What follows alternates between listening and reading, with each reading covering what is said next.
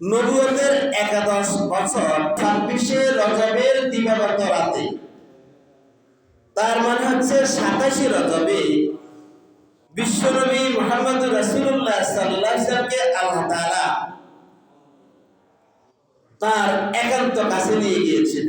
আল্লাহ রাব্বুল আলামিন তার প্রিয় হাবিবকে কেন মেরাজে নিয়ে গিয়েছেন? বিশ্বনবী মুহাম্মদ রাসূলুল্লাহ সাল্লাল্লাহু আলাইহি ওয়াসাল্লামকে আল্লাহ তাআলা মেরাজে নিয়ে গিয়েছেন সান্ত্বনা দেওয়ার জন্য। কিসের সান্ত্বনা? বিশ্বনবী সাল্লাল্লাহু আলাইহি ওয়াসাল্লাম যখন এই দুনিয়াতে নবী হিসেবে প্রেরিত হয়েছেন, সেই সময়টাকে বলা হয় আইয়ামে জাহিলিয়া, অজ্ঞতার যুগ, বর্বরতার যুগ, নিষ্ঠুরতার যুগ, মূর্খতার যুগ, অমানবিকতার যুগ, মনুষ্যত্বহীনতার যুগ। এই বর্বর যুগে বিশ্বনবী মুহাম্মদ রাসূলুল্লাহ সাল্লাল্লাহু আলাইহি ওয়াসাল্লামকে আল্লাহ তাআলা দুনিয়াতে পাঠিয়েছেন। সে সময় কুফর এবং শিরকের ঘন অন্ধকারে পৃথিবীর এক ভয়াবহ রূপ পরিগ্রহ করেছিল। এত সীমায় পৌঁছে গিয়েছিল কুফর এবং শিরকের প্রতিযোগিতা। পৃথিবী তখন একদম গাঢ় অন্ধকার যুগে পরিণত হয়েছিল। বিভিন্ন কবিরা তাদের লেখনীতে, তাদের কবিতায় এই অন্ধকারাচ্ছন্ন যুগের বিবরণ দিয়েছেন। এই ফাঁফাচেরিতা, এই সীমালঙ্ঘনের বিবরণ দিয়েছেন। আমাদের জাতীয় কবি নজরুল ইসলাম বলেছিলেন, এশিয়া, ইউরোপ, আফ্রিকা, পৃথিবীতে যত দেশ আছে সব দেশ যেন প্রতিযোগিতায় নেমেছিল কে কার সাথে কত বেশি অন্যায় করতে পারে, কে কার সাথে কত বেশি ফাঁক করতে পারে, কে কত বেশি জুলুম করতে পারে, কে কত বেশি শিরক করতে পারে। এইভাবে যেন প্রতিযোগিতা করছিল। ঠিক এই যুগকে ঐতিহাসিকবিদরা যেরকম অন্ধকার যুগ বলেছেন, আল্লাহ রাব্বুল ইজ্জত ওয়াল জালাল এই আইয়ামে জাহিলিয়ার যুগকে অন্ধকার যুগ হিসেবে আখ্যায়িত করেছেন, যেটা পবিত্র কোরআনে আল্লাহ তাআলা সূরা নূরের 40 নম্বর আয়াতে বর্ণনা দিয়েছেন। আল্লাহ তাআলা বলেন, যুলুমাতুন বা'দুহা ফাওকা বা'দ, অন্ধকারের উপর অন্ধকার। আল্লাহ কি বললেন? অন্ধকারের উপর অন্ধকার, গাঢ় অন্ধকার, গভীর অন্ধকার। ইযা আখরাজা ইয়াদাহু লাম ইয়াকাদ ইয়ারাহা, যখন সে তার হাত বের করে তখন সে তার হাত দেখতে পায় না। আমাদের গ্রামগঞ্জে তো অনেক সময় বলে, ভাইরে কি গুটগুটে অন্ধকার, হাত মেললে হাত দেখা যায়, এরকম কথা বলে না? এরকম কথাটা আল্লাহ তাআলা বলেছেন, যুলুমাতুন বা'দুহা ফাওকা বা'দ, অন্ধকারের উপর অন্ধকার, গাঢ় অন্ধকার। ইযা আখরাজা ইয়াদাহু লাম ইয়াকাদ ইয়ারাহা, যখন সে তার হাত বের করে সে তার হাতকে দেখতে পায় না। ওয়া মান লাম ইয়াজআলিল্লাহু লাহু নূরান ফামা লাহু মিন নূর, এই অন্ধকারাচ্ছন্ন মানুষদের মধ্যে আল্লাহ তাআলা তার জন্য আলোর ব্যবস্থা করেছেন, সেই কেবল আলো পেয়েছে, আর বাকিদের জন্য কোনো আলো নেই। এই গাঢ় অন্ধকারের মধ্যে আল্লাহ তাআলা যাকে আলো দিয়ে আলোকিত করেছেন সে আলো পেয়েছে, আর বাকি জনের জন্য কোনো আলো নেই। আমার দিন হচ্ছে আলো। আপনারা ওযু দোয়া করতে পারেন না? আল ইসলামু নূর, ওযু দোয়া পারেন না আপনারা? আল ইসলামু নূরুন, ইসলাম হচ্ছে আলো, দ্বীনটা হচ্ছে আলো। আল ইসলামু নূরুন ওয়াল কুফরু যুলমাতুন, পড়ছেন না তো এটা? আল ইসলামু নূরুন, ইসলাম হচ্ছে আলো, ওয়াল কুফরু যুলমাতুন, কুফর হচ্ছে অন্ধকার। তাহলে আল্লাহ তাআলা যাকে ইসলামের আলো দিয়েছেন, দ্বীনের অনুসারী হওয়ার তৌফিক দিয়েছেন, সে আলোকিত হয়েছে। যে ব্যক্তি দ্বীনের অনুসারী হয়েছে সে মূলত আলোকিত হয়েছে, বাতিওয়ালা হয়েছে, নাকি লাইটওয়ালা হয়েছে, বাতিওয়ালা হয়েছে।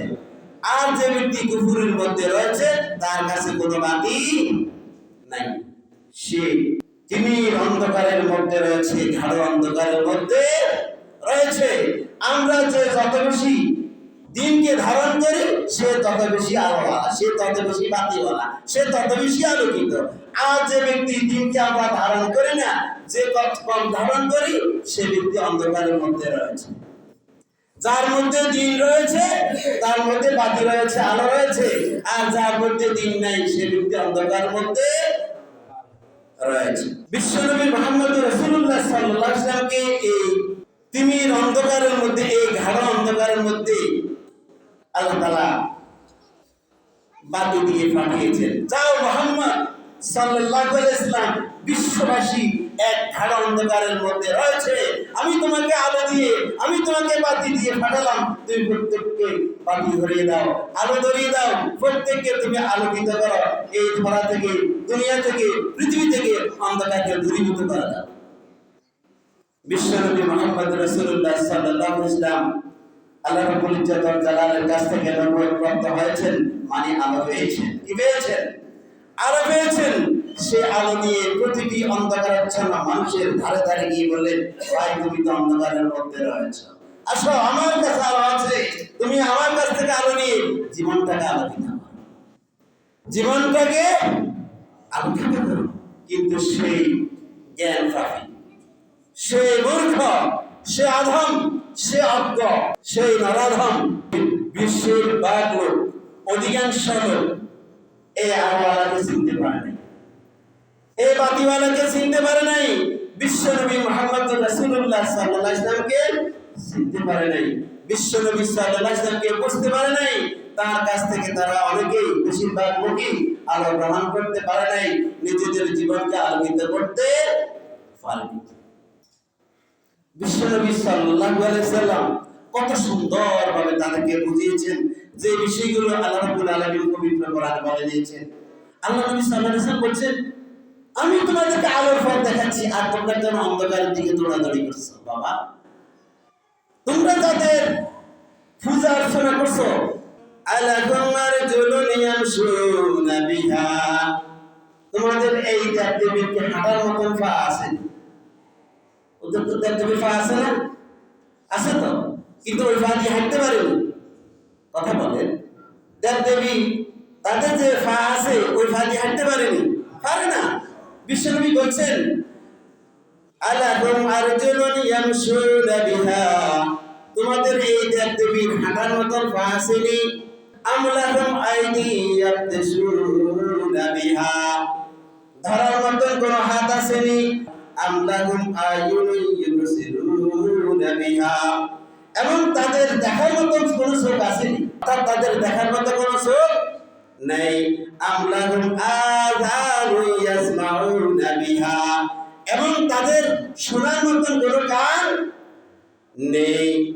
উলদু শুরাকাআকুম, বিশ্বনবীকে আল্লাহ তাআলা বলেন, বল, আপনি বলেন, হে আমার হাবিব, হে আমার বন্ধু, আপনি তাদেরকে বলেন, উলদু শুরাকাআকুম, আপনি তাদেরকে বলেন, তোমরা যাদেরকে আমার আল্লাহর পাশাপাশি শরীক করো, যাদেরকে তোমাদের প্রভু হিসাবে মনে করো, যাদেরকে তোমাদের দেবতা হিসাবে জানো বা মানো, তোমরা তাদেরকে ডাকো। সুম্মা কিদুনি ফালা তুযিরুন, এবং তোমাদের যত দেবতা আছে, তোমাদের যত দেবতা আছে সব দেবতাকে একসাথে করো, একসাথে করে সকলকে বলো সম্মিলিতভাবে যেন আমার ক্ষতি করে, আমার বিরুদ্ধে ষড়যন্ত্র করে। কার বিরুদ্ধে? মুহাম্মদ সাল্লাল্লাহু আলাইহি ওয়াসাল্লাম।